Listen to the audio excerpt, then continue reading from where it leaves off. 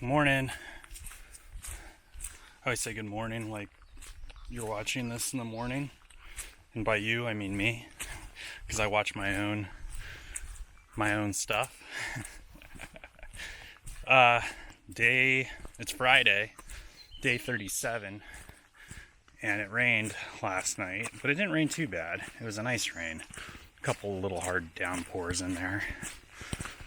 I'm going to show you the trail. It's not raining enough to where I can't carry this camera, that's for sure. And the trail isn't a river right now, like it tends to be. I don't know if you remember, but if you look back to the day I went over Hump Mountain, so it was the day that we came out of a zero in Spruce Pine, or we zeroed at Carver's Gap, and then the next day, we shaved our heads, and the next day we went down over the humps, and it was super windy, and I made a comment about this kind of muck. Like, I don't walk through that muck, and I'm not walking through it right now either. But I meant to mention, the next day it rained very hard, and we hiked 19 miles in this like heavy downpour. It was heavy for about 3/4 of the day, so everything was soaked. The trail was a complete river. Now in situations like that, when your feet are absolutely soaked, yeah, you can go ahead, and I'm not saying you can do whatever you want. I mean, I'm talking to myself here. I said, you know what, Radar, you can go ahead and just walk right through that river, because the whole trail does. It just turns into like it's not soupy or mucky. It's like a flowing, clear stream, and your feet are going to be soaked, and things that are normally like little rocky stream crossings turn into like torrential, scary micro river crossings, which you are going to get you're going to be ankle or knee deep in the water there sometimes. So yeah.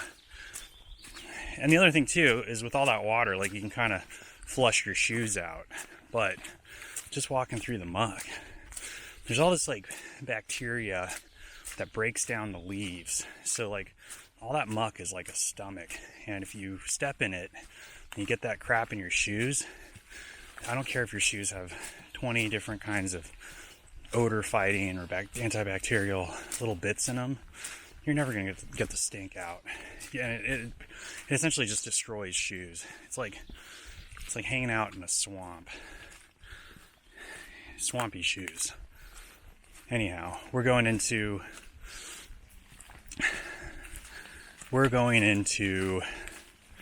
Marion, Virginia today, and we hiked 26 miles last night so that we'd be within 4 miles of the Marion entrance. Nibbles wants me to have breakfast. She says it's going to help my attitude, which I don't think there's anything wrong with my attitude. But we're going to go have breakfast, do some laundry. We got a hotel room. It's supposed to rain all day, starting at like 9 a.m., which is in another 45 minutes or so, or another hour. So we're almost to the parking lot. But that's what we're doing today. And it sucks because the hotel we're staying at, the Econo Lodge, apparently doesn't have laundry, so we have to like get a ride to go a mile to get laundry done. And I don't feel like walking, but I might just walk anyway.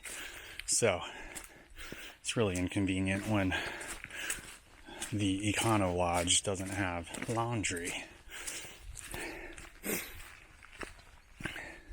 That's what we did in Damascus.